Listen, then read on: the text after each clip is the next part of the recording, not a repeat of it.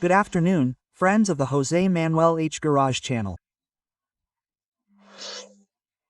Taking advantage of the fact that I'm investigating how to solve the problem of the SRS light always being on, that is, the seat belt pretensioner module, I'm going to make a short video on how to extract, remove, uninstall or exchange the ECU of the Mercedes VITO.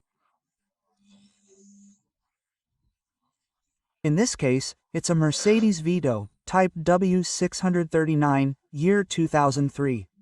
In this specific case, it's the 115 CDI, but let's do this for any car in that age range between 2003, 2008, 2009, I think it's fine. Okay, the first thing to do to extract the module or ECU from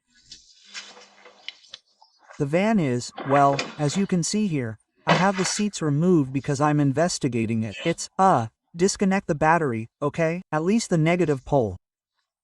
So, we remove the small module here, and here we would find the negative terminal, with a 10mm hex key.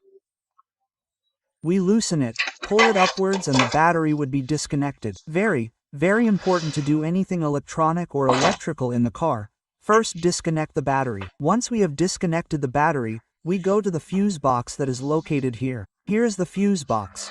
We remove this here. We remove this here. We also pull the same one here and forward here. There are 4 of them. We lift it up a little and pull it forward. Here we find the fuse box, and here we have the ECU.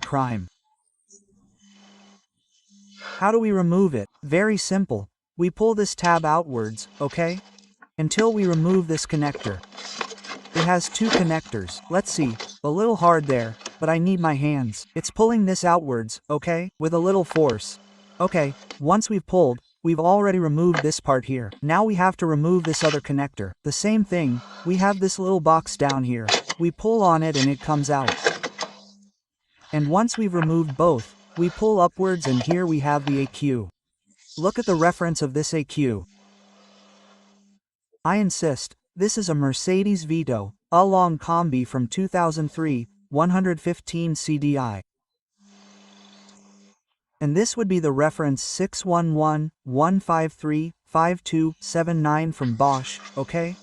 To put it in, the same thing, we place it like this. With its guide. Sorry, I can't see, I need to see. And now we have to. Here we have a guide and here we have the other guide, okay? Well, both sides of the ECU have to run through these guides. It's already down until it stops. Once it stops, we put this connector in and pull in.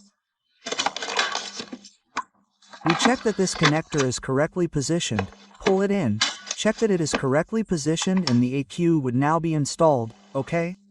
In other words, replacing the ECU is easy, very easy from the point of view of removing and replacing it. Then, depending on whether it is compatible or not, it has to be reprogrammed. That depends on a lot of factors that I am not aware of right now because there are terrible circumstances.